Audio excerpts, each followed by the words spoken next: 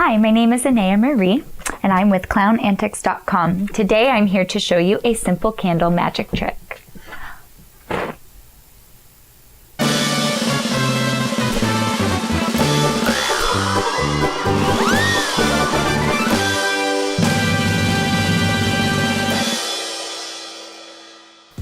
So I'm going to show you today my candle trick. Right now I'm letting the candle burn. It is necessary for the trick to work. You need the flame to create a lot of soot on the candle.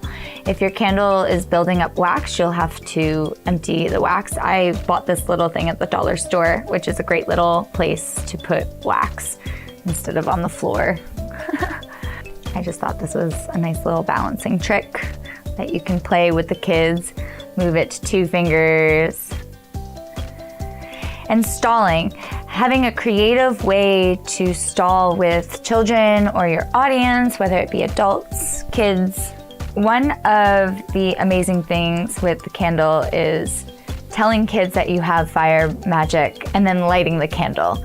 And obviously lighting it with the lighter so the kids can, "No, we saw that, you used the lighter." And that banter back and forth is a lot of fun, and it's a great way to stall, especially because this needs to burn for a good 5 minutes for it to work.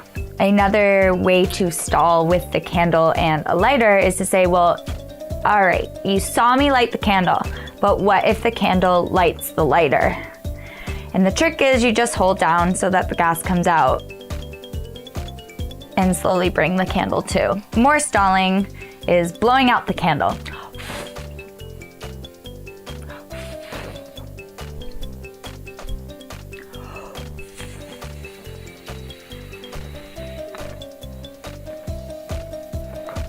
And they think it's a trick candle, but really you're controlling it. A great way to stall. Always remember to empty your wax because it will inhibit the relight of the candle. Building up to your climactic point in your magic trick, you finally blow out the candle and you will relight it, but from a little bit higher using the soot that goes up from the candle being blown out.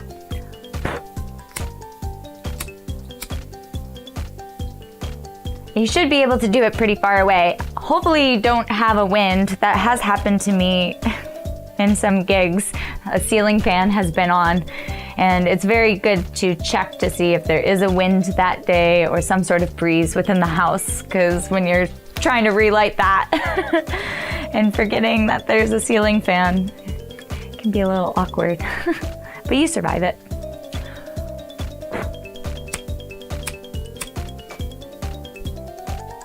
And you saw how there was a ton of smoke and a ton of soot that comes up. You really want it to be that thick. If you only burn it for a few minutes, it's not gonna be that thick and you won't be able to light it from so high. But this is a really fun science trick that is simple, easy, something that you can buy that's affordable. Both of these were $1. And it's pretty impressive. The parents get pretty impressed. The grandparents are always like, whoa, that was a cool trick candle. I was like, science. You could do it. And it's fun. At the very end of this trick, I like to ask all the kids to blow out the candle. And I'll just really high, trying to, and you just hold the candle above the children's heads and they try and blow it out. And as you stall and stall, you can bring it down until they all get to blow it out. But it's a good way to get them up and focused, and all of their attention is on the candle. And it's really a crowd pleaser. I love this trick.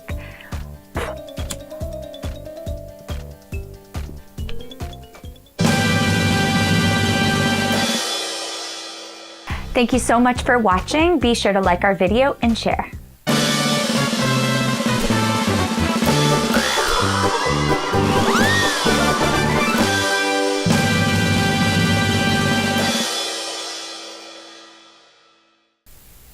Go ahead, blow it out.